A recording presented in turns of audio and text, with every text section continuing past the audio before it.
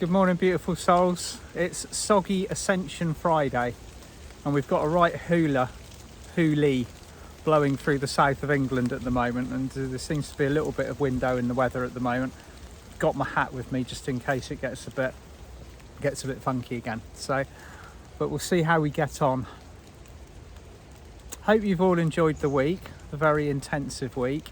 Wednesday night I was very blessed to share space with all of the lovely souls that attended the Soul Family workshop, and it seems to be it seems to be a thing at the moment. So I'm gonna cover it a bit this morning. I'm going to talk about it. For those of you that weren't on the workshop,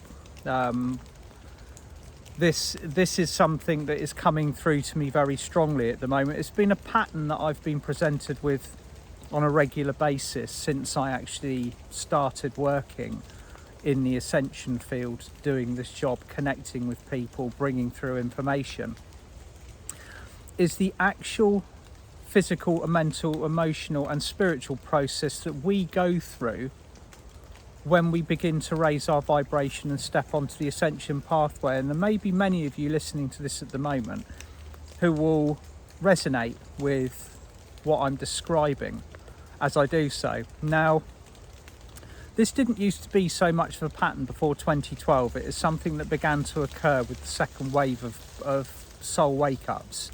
The original wave of soul wake-ups, including me, were kind of known as the way showers. There's many different terms. It doesn't matter where you're from, you've probably got a different name for it. But they are kind of regarded as the souls that were awake kind of back in the 60s, 70s, 80s, 90s, the year 2000 onwards, up until we hit the cosmic moment, the 21st of December 2012. And overnight, if you are new to the channel or you haven't heard me speak before, I regard the cosmic moment, that date, the 21st of December 2012, as the day and the night that the Earth changed. We moved from 3D into this 4D window that we're nearly smack bang in the middle of at the moment.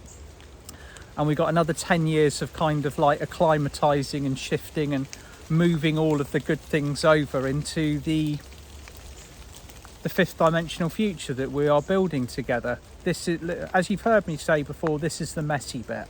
This is the messy bit where all of the stuff that we don't need comes to the surface to be experienced, as we are very aware of at the moment. And once we've experienced it, once we've seen what it actually is, then we move on from it and we build from a better place. So what happened? What did I see happening from the cosmic moment onwards? There seemed to be an immediate pattern occurring from almost the new year, from 2013 onwards, that people that woke up or began to regard their spiritual pathway from that point onwards would have a profound effect on the people around them. And this is a scenario that is ongoing. It's coming in waves. It's coming with every single wave of soul wake-ups that's occurring. And there's been a big wave in the last year and a half. Between January 2020 and the winter solstice of that year, Archangel Metatron said that 2 billion people would have been awoken to their spiritual pathway. It doesn't mean that they necessarily identify with it and adopt that persona. It means that they get taken from one set of vibrational protocols into another, and that begins to change their circumstances and their surroundings. And the first thing that tends to occur when this happens is the personal vibration begins to rise. Now, this is happening to everybody on Earth at the moment, because it would be almost impossible to exist on Earth at the moment and not to experience a vibrational shift. Energy doesn't work like that. If you're living on a planet that rises in vibration, then you rise with it. Otherwise, you are no longer compatible with that environment. So, with these waves of pre-chosen soul wake-ups, and they're happening more and more quickly at the moment, what I began to see was, as soon as this soul adopted this new vibration, the parameters of their relationships with people began to change almost instantaneously. So it's almost like that immediate euphoric rush sometimes of the wake up, the discovery of this brand new world, the ascension pathway, the spiritual world, all of the gleaming shiny things that initially draw us in and attract our attention. And then inevitably the work would start, and the first part usually is the rearrangement of personal dynamics. Now that will occur in personal relationships, with siblings, with partnerships, work partnerships, friendship partnerships, marriages. And it was almost like there would be and I described it as this in the workshop, a controlled demolition of the old. And so this is happening in real time at the moment to a lot of people, and part of it is because of the circumstances that we're being presented with, the conflicts of reality. I see it this way, no, I see it that way, so therefore it is real. And so this is becoming very tangible at the moment, like this division in who can see and who cannot see. And inevitably this seems to be taking shape within people in family units or partnerships where one person can see clearly, the third eye is clear, the veil of amnesia or the fifth veil has removed itself and the process of illumination has occurred, but the other person isn't, and they're very tuned into maybe the media narrative and what's going on, and kind of pulled in by the fear stories and everything else that we're kind of seeing people being suckered with on a continual basis. And so this scenario has repeated itself in various formats since 2013, but is accelerating massively now. And all of us that are here to serve, to bring this ascension process to fruition, are in one way or another experiencing a shift in these dynamics. And many experience it on a painful level, like you have had people around you that you are familiar with, you've got a solid friendship circle, maybe you've got a marriage that you thought would be absolutely watertight and solid forever, and all of the support you need, and all of a sudden you do what you consider to be the right thing, raise your vibration, and that everything around you just explodes, and these people drop away. And sometimes it is done in a way that is painful, because every single person experience rejection and change in whatever format will be hurt on some level. It depends on your level of personal illumination, how you are seeing it, whether you are expecting it, and how much you actually love yourself, as to whether that rejection actually takes a deep root. So what we were talking about in the workshop is the support that is now becoming available via our soul families, because in harmony with the wake up, we are almost now moving through this period of soul isolation, which is an initiation in its own right. So moving back to what happens when you raise your vibration, the familiar falls away from you and you are left, for want of a better word, on your own. You might still be in a marriage or a partnership, but all of a sudden that partner doesn't understand you anymore. You're not talking the same language. You can't speak to your friends about what you're seeing, you're feeling, your understanding and your new interests. So all of a sudden this isolation becomes very tangible, it becomes very real. You can no longer communicate, you no longer have that support that you had previously. And this is accelerating now.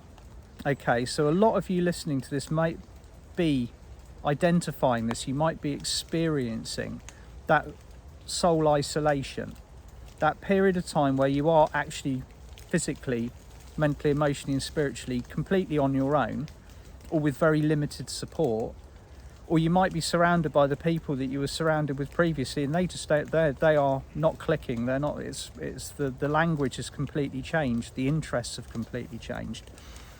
And what I'm being shown very clearly at the moment is the magnitude of the soul reconnections that we are, if not we're not experiencing now, we're going to be very shortly. The push by our monads or our monadic presences and our oversouls for our soul groups to connect with each other is now going to become a thing. Okay, this is why it's becoming information that I'm receiving, and probably other people who kind of translate the languages of the cosmos that are coming in. They will be receiving it, but obviously kind of presenting it through their own filter, through their own format. So I described in the workshop what a monad actually is, because obviously I mentioned I did the morning meditation, the monadic invocation. I am the monad, I am the light divine, I am love, I am will, I am fixed design. And then wound up being asked a lot of questions by those of you that hadn't heard those terms before. What is a monad? Okay, now a monad is a group consciousness. Each monad, and there are many, many of them, consists of 144 souls. 144. You will be one of those 144 souls. Okay, now each of those monadic group, each monad is then divided into 12 oversouls. So you get your monad, and you get 12 oversouls that are part of that monad, and then each oversoul has 12 soul personalities or soul extensions. So obviously, you know, the mathematicians amongst you will be able to work out that's 144 souls per monad. Now obviously we've got a lot of people on this planet. Okay, we've got nearly 8 billion, so that's a lot of monads all functioning. Now the beautiful part about it is each of the monads that are here, and you as a soul personality representing the oversoul of the monad, will be on a very similar trajectory to souls serving from other monads and other oversouls. So we're all here in soul alignment, and even though you might be surrounded by people that might not necessarily be of your soul group or your oversoul, you will be in soul alignment with others who are here on the same job, the same trajectory, and the same mission as you. That mission is unified, that mission that we are here to achieve, which is to bring Earth into a fifth dimensional frequency. You know, we wouldn't have all of these souls serving on planet Earth with different things to do. Although we've all got different skills and different unique talents that we're all bringing to the table, the unified focus of the collective is the same for the time being. Once we've achieved it, and once we've got that infrastructure, that light infrastructure in place around the planet, then obviously we can kind of toddle off and do our own different projects and build. We'll be building for centuries, and who knows where this is going to go, but this is the very beginning of it. This is the period of change. So for those of you at the moment out there, and my hand is again on my heart for all of you that are experiencing any painful circumstances within your family setups, your partnerships, your work, you're going through change. Okay, it's a physical change. It's not something that you're talking about, oh yeah, you know, bit of change occurring. This is actually happening in your reality around you now. The support is here. Okay, it might not be immediately available, or you might not be able to perceive it at this precise moment in time, but this soul family push is becoming very, very powerful. Okay, the resonance to draw us all together has gone out. The wave, or the chime, or the alarm bell to draw us all in is now pulsing around the planet. It's available, or the blueprint is available. I'm just going to put my hat on a sec because I'm getting dripped on very thoroughly here. Sorted. So the blueprint, or the gold print, is now available via the navel chakra, which is below your solar plexus and just above your sacral, and the sacral chakra. So this is where the community gold print is located, in the navel, and obviously the sacral pertains to all of our relationships, or rather our higher relationships now. So your sacral will be doing the clearing. It will be basically clearing back through your timeline, your karmic lineage, and that includes your current family, to remove all of the, almost like the pre-life agreements that you came in to clear. And once that's done, once the slate is clean, once you have been through that kind of almost like that purging process, this is when the soul family connections start to become very, very strong. And you might have already experienced it. You've already connected to people around you and you recognize them. You don't know where you recognize them from. It might not be a physical recognition, but you know them. You've worked with them before. You can feel that heart-to-heart connection. You have similar interests when you are swapping information, stories, talking about the things that light you up. Your vibration rises, and when your vibration begins to rise, that's when all of the new information and the past life skills and gifts and talents begin to drop in. But the thing that I was looking at, and the thing that seems to be catching people out the most, is what I refer to as soul isolation. Now that can occur in between the constructive demolition of the previous and the meeting and the support of the soul family. And a lot of us are in soul isolation at the moment, many people. And it is, as we hear the word initiation, it's, oh God, not another one. You know what I mean? How many more am I going to have to go through? An initiation, although it is challenging and painful, eventually it will leave you stronger. On the other side of it, you can cope with circumstances and energies that you couldn't do so before. And the purpose of the soul isolation is to bring you into a position of self-mastery. I've been through it. Many others around me have been through it. You've probably been through it in one way or another, or you might well be experiencing it now.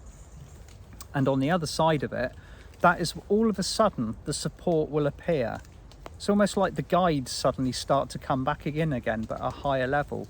The angels, the ascended masters, the dragons, the unicorns, the higher galactics, they never went anywhere, but they will stand back for a little bit and they will watch how you cope with this new independence that you have been gifted with. So it's a tough one to go through. It is tough, it is challenging. And it's also one of the most human things that we ever have to deal with is the process of rejection. You know, why don't these people resonate with me anymore? What have I done wrong? And that is a question that practically every single light worker on this planet will ask at one point or another when making this transition. Some of you may be very blessed to have people around you that are growing with you. Okay, as you grow, they grow, and you all grow as a harmonious unit. But on the other side of it, there are many of us who at one stage or another will simply just have the old fall away. Okay, so when it does occur, just be aware that it is nothing that you have done wrong. Okay, many of us immediately go like, it's called like I call it I am a bad light worker syndrome, or little me syndrome.